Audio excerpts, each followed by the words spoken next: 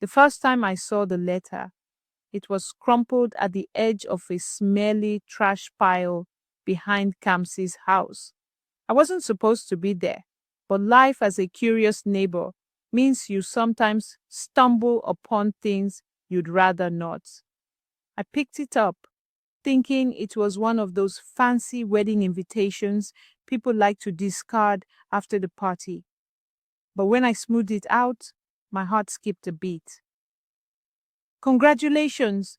You have been awarded a full scholarship to Lagos Business School of Excellence, the letter read. My hands shook as I reread it. How could something so important be discarded like this? Let me tell you more about Kamsi. Kamsi, the stepdaughter of the meanest woman in the village, was known for her intelligence and hard work.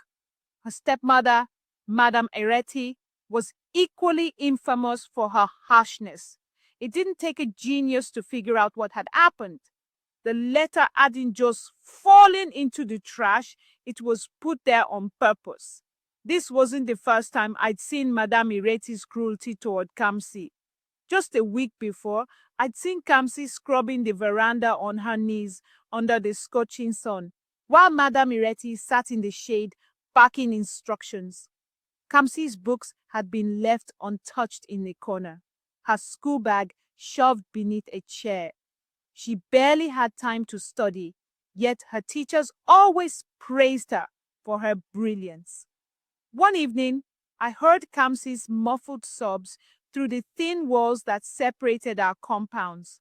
I learned from her younger brother that Madame Ireti had torn up her exercise book because she dared to read instead of fetching firewood. The woman seemed determined to keep Kamsi's potential buried beneath endless chores and scolding.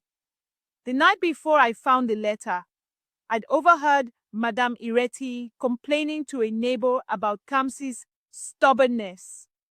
All she does is read books and dream big, she'd said. Who will help me with the chores if she's off running around in the city? It was clear she saw Kamsi's dreams as a threat to her own convenience. I had to act. But how? Confronting Madame Ireti directly wasn't an option. She had a tongue sharper than a machete, and I wasn't in the mood to be publicly humiliated. Instead, I decided to find Kamsi. I found Kamsi at the stream, washing a pile of clothes that could easily have belonged to an army. She looked tired, but managed a weak smile when she saw me. Auntie Bisi, good afternoon, she greeted politely. Kamsi, good afternoon, I replied, sitting on a rock nearby. I watched her for a moment before speaking again. Did you know about the scholarship? Her hands froze mid-scrub. Scholarship, she asked, her voice barely above a whisper. I pulled out the letter and handed it to her. Her eyes had widened as she read it, and tears streamed down her face. This was in the trash, she stammered. I nodded. Kamsi, did your stepmother tell you about this? She shook her head, the tears now falling freely. Number she said nothing. Kamsi, I said firmly, you're going to that school. We won't let her stop you. I knew we had to move quickly. The scholarship required confirmation within 3 days, and this was the second day.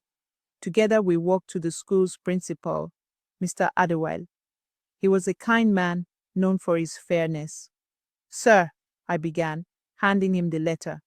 This belongs to Kamsi. She only just found out about it because it was hidden from her. Mr. Adewale's face darkened as he listened to our story. This is unacceptable, he said, shaking his head. Kamsi, don't worry. We will make sure you get to that school. He immediately called the scholarship board and explained the situation. They extended the deadline and requested Kamsi to come in person to finalize the process. We left the office with a renewed sense of hope. The next morning, Mr. Adewale, a few community elders, and I went to Madame Ireti's house. She greeted us with a fake smile that quickly disappeared when she saw the letter in Mr. Adwell's hand. Madam Ireti, Mr. Adwell began, why did you hide this from Kamsi? Madam Ireti's eyes darted around, searching for an escape. I don't know what you're talking about, she said, folding her arms. The letter was found in your trash, I interjected. How do you explain that? She stammered. I thought it wasn't important. You know these schools send too many letters. The elders shook their heads in disapproval. One of them, Babatunde, spoke up. A mother's duty is to support her children, not hinder them. You've brought shame upon yourself.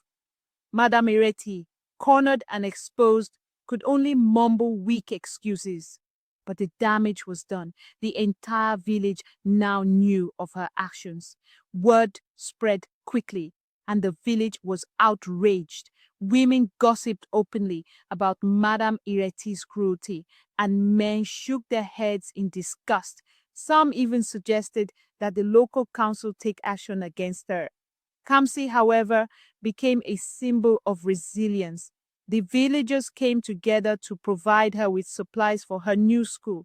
Even people who barely knew her contributed something, from textbooks to clothes. One neighbor offered a suitcase, while another gave her money for transportation. I could see the change in Kamsi. She stood taller, her confidence growing with every act of kindness. She no longer looked like the timid girl washing endless piles of clothes by the stream. She was becoming the young woman she was meant to be.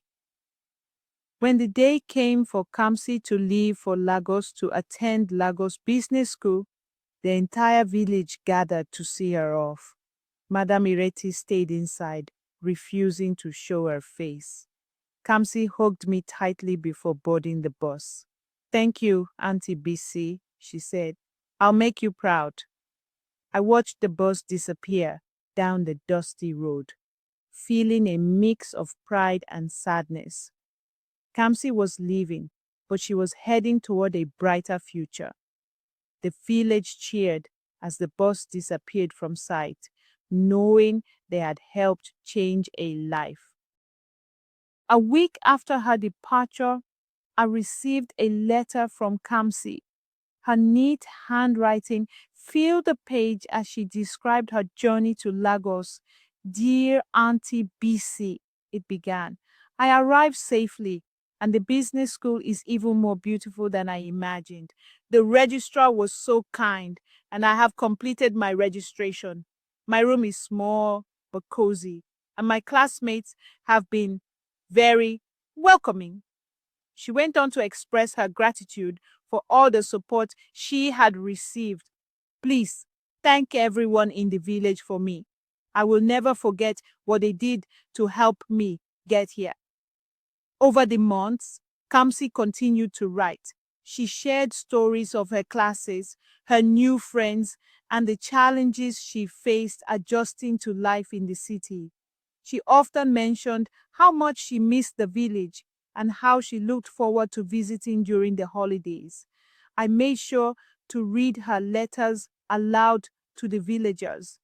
Everyone was eager to hear about her progress, and each update brought smiles and pride. Tell her we're praying for her, they'd say. She's making us proud. Kamsi also kept in touch with Mr. Adwell, who acted as a mentor, offering her guidance and encouragement. He would often share her updates with the school staff, who had grown fond of her story. Kamsi's success began to inspire other children in the village.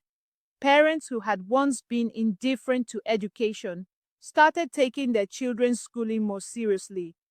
If Kamsi can do it, so can you, they tell their kids. Even Madame Areti seemed to change, albeit slowly. She no longer barked at Kamsi's younger siblings as much and began allowing them more time to study. Perhaps the public shame had forced her to reflect on her actions. Kamsi also kept in touch with her stepmother, and her younger siblings. She never stopped loving and reaching out to them.